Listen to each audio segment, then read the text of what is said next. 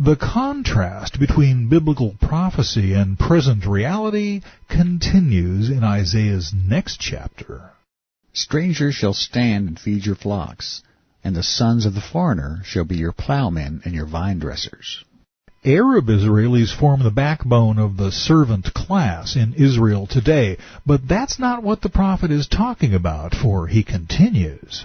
But you shall be named the priests of Yahweh. They shall call you the servants of our God. You shall eat the riches of the Gentiles, and in their glory you shall boast. Instead of your shame you shall have double honor, and instead of confusion they shall rejoice in their portion. Therefore in their land they shall possess double. Everlasting joy shall be theirs. For I, Yahweh, love justice. I hate robbery for burnt offering. I will direct their work in truth, and will make with them an everlasting covenant. The Gentiles won't respect Israel until Israel respects Yahweh. They won't honor the God of Israel until Israel herself honors him. Yet when the Jews finally return to Yahweh, they will be blessed by man and God alike. Their descendants shall be known among the Gentiles, and their offspring among the people. All who see them shall acknowledge them, that they are the posterity whom Yahweh has blessed. So great will be the chasm between the curses to which Israel has subjected herself for the past 2,000+ years and the blessings her repentant remnant will enjoy in the millennium, her children will surely shake their heads and wonder, how could our fathers have missed this? I will greatly rejoice in Yahweh.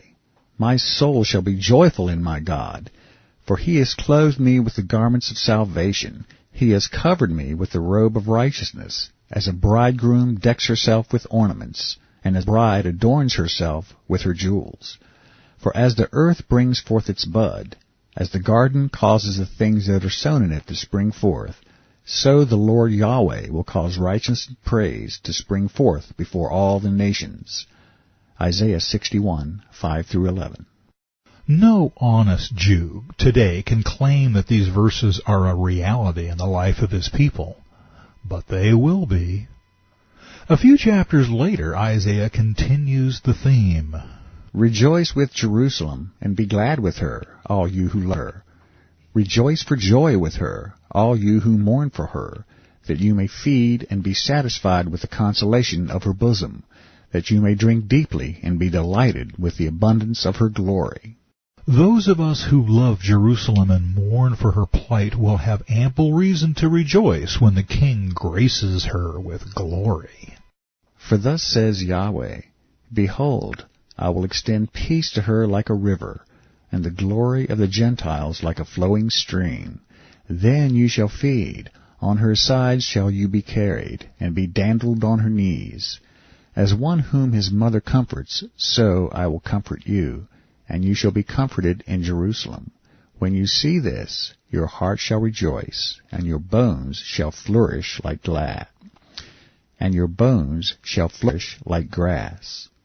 Isaiah 66, 10-14. Here is a tender picture of comfort and restoration. Yahweh's beloved Israel has fallen down and scraped her knee, but the Gentile neighbors have picked up them to Israel and specifically to Jerusalem, to the comforting arms of her mother, the Ruach Kodesh, the Holy Spirit. And these concerned good neighbors, the sheep in Yahshua's metaphor, have dried her tears, provided medicine, a bandage, and a big chocolate chip cookie to make her feel better, or something like that.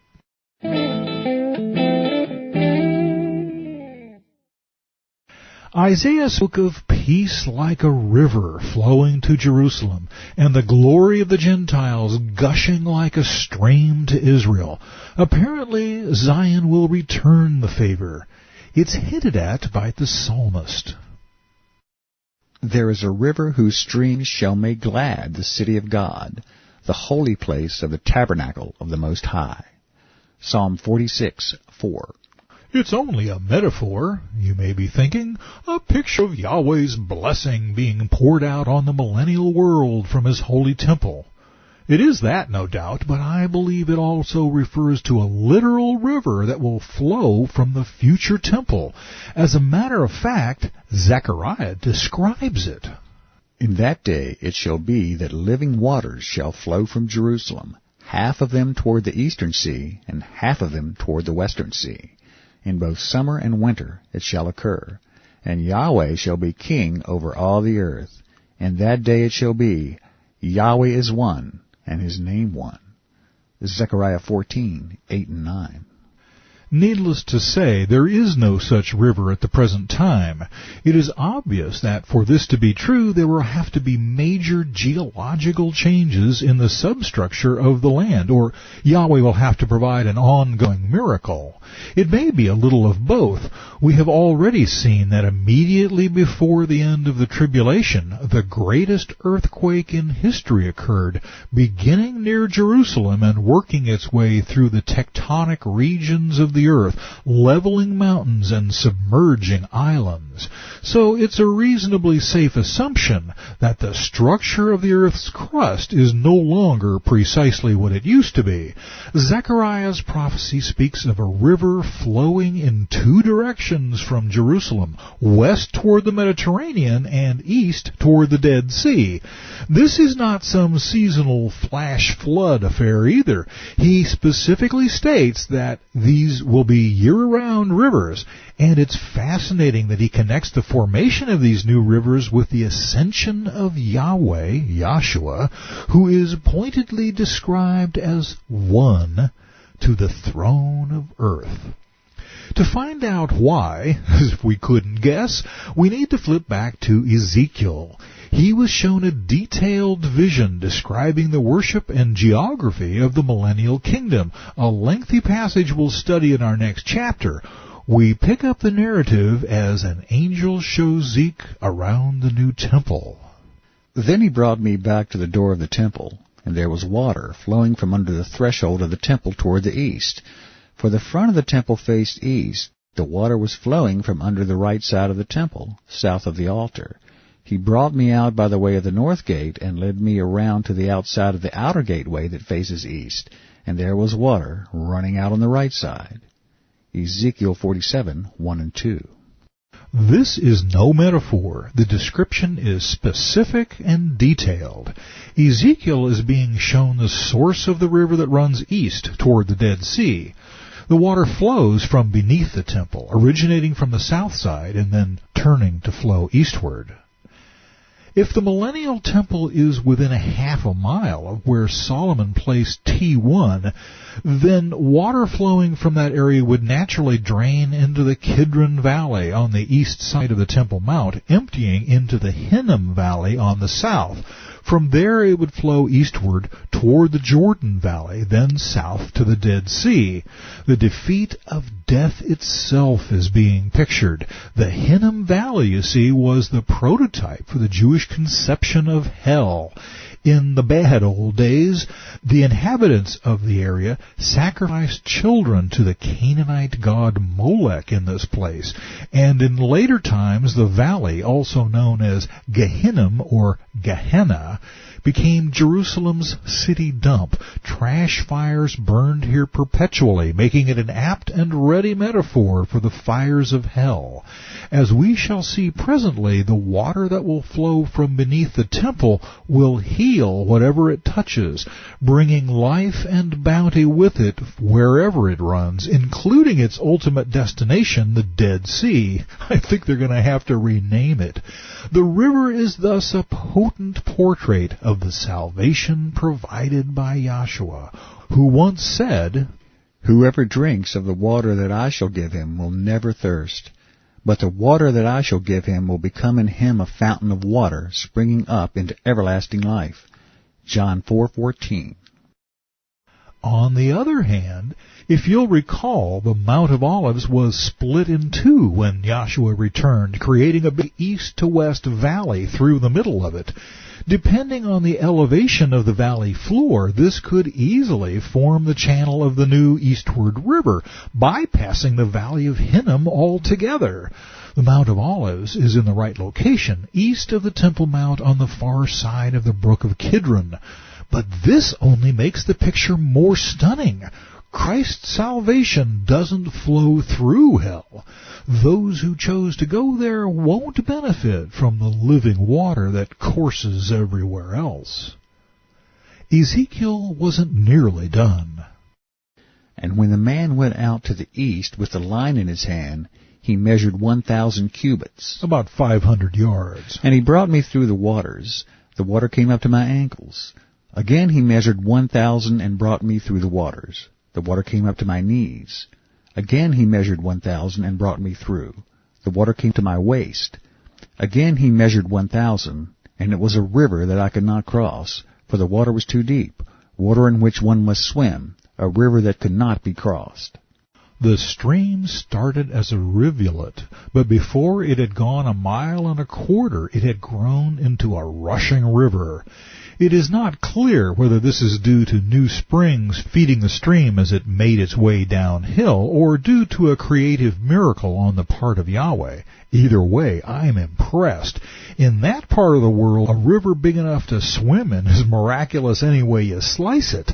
The farther the living water flowed downstream, the more volume it carried. Salvation is like that. Each soul redeemed by Yahshua touches others, adding to the torrent of holiness flowing through the earth.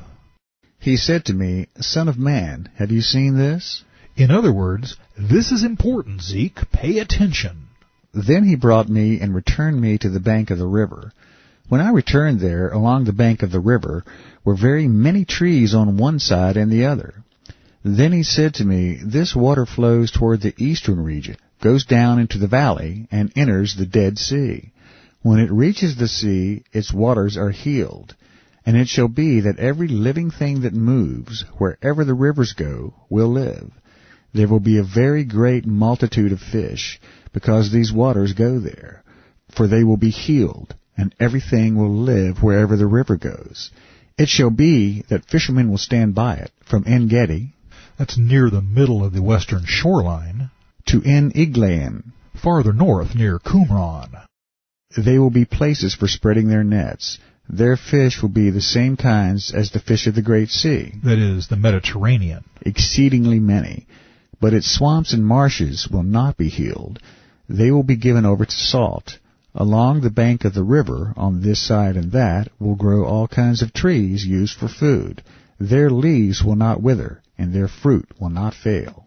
They will bear fruit every month, because their water flows from the sanctuary. Their fruit will be for food, and their leaves for medicine.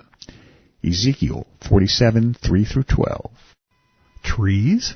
Fish? Been to Israel lately? The neighborhood he's talking about isn't exactly the land of milk and honey. It's more like the land of silt and Humvees. It's as barren as the moon. Maybe we're talking about a geological upheaval as well. The Dead Sea is below the lowest spot on the face of the earth. Its surface averages about 1,280 feet below sea level. The reason it's dead is that at that elevation it can have no outlet. If the great Day of Atonement earthquake were to split the Arabah, allowing the waters of the Gulf of Aqaba to flow into the Dead Sea, the entire Jordan Valley would become a saltwater marsh. To put things in perspective, even the Sea of Galilee at its northern end is 690 feet below sea level. As long as we're speaking in blue sky hypothetical terms, though, what would happen if the big one caused a general uplifting of the elevation of the entire Jordan River Valley area from Lake Hula southward, maybe 800 or 900 feet? After all, Isaiah reported, Every valley shall be exalted, and every mountain and hill brought low. The crooked places shall be made straight, and the rough places smooth. The glory of Yahweh shall be revealed, and all flesh shall see it together, for the mouth of Yahweh has spoken. Isaiah 40:4-5.